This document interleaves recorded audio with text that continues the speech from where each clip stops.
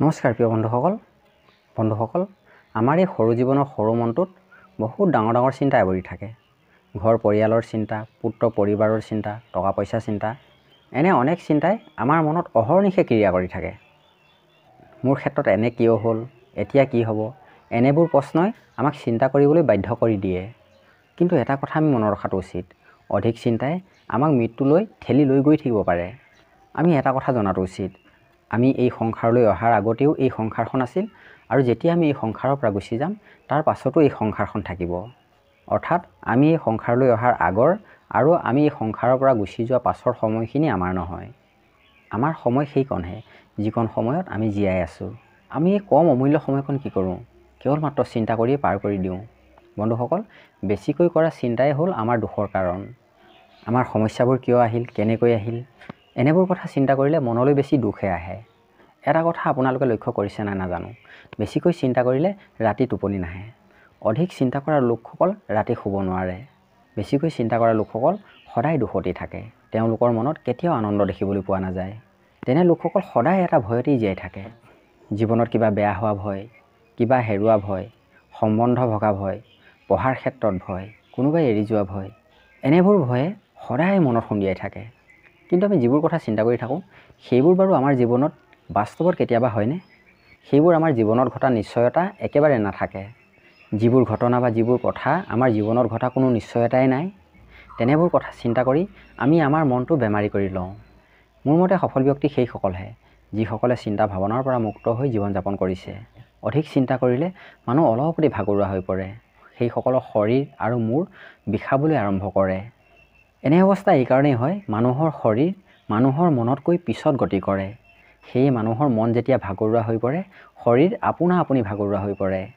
এনে লোকসকল বিচনাত শুলেও মগজুৱে কাম কৰি থাকে, সেয়ে তেওঁলোকৰ টোপনি নাহে। বেছিকৈ চিন্তা কৰিলে মানুহৰ ভোক নলগা হৈ যায়।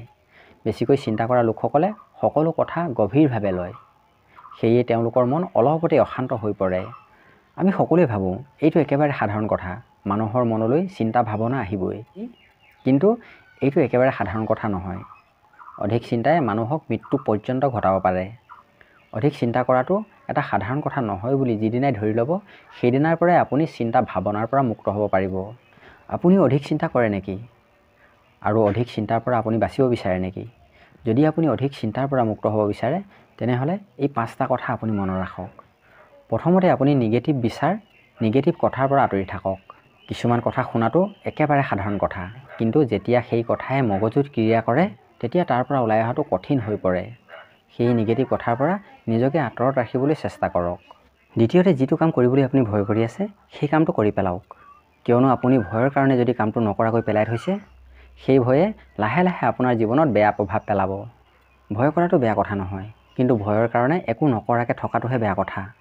যেতিয়া আপুনি ভয় কৰি থকা কামটো কৰি পেলাব, তেতিয়া আপুনি বুজিব যে আপুনি মিছাই ভয় কৰি আছিল, আৰু লাহে লাহে আপোনাৰ মনৰ পৰা সকলো ভয় শেষ হৈ যাব আৰু মনলৈ শান্তি আহিব। তৃতীয়তে, সঠিক সময়ত সঠিক আহাৰ গ্ৰহণ কৰক।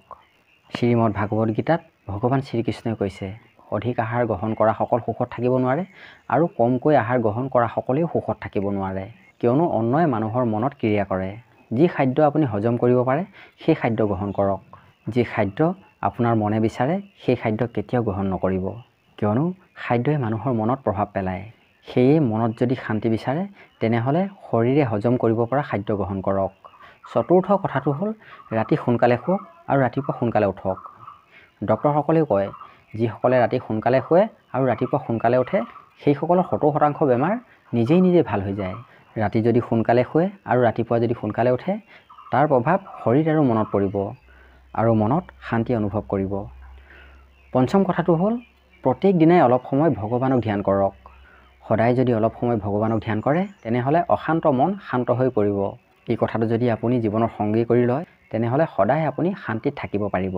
এই কথাকেইটা যদি মনত ৰাখে, তেনেহ'লে আপুনি অধিক চিন্তাৰ পৰা মুক্ত হ'ব পাৰিব। ভিডিঅ'টি কেনে পালে এটা কমেণ্ট কৰি জনাব, আৰু যদি ভিডিঅ'টি ভাল পালে তেনেহ'লে এটা লাইক কৰাৰ লগত আপোনাৰ বন্ধুসকললৈ শ্বেয়াৰ কৰি দিব।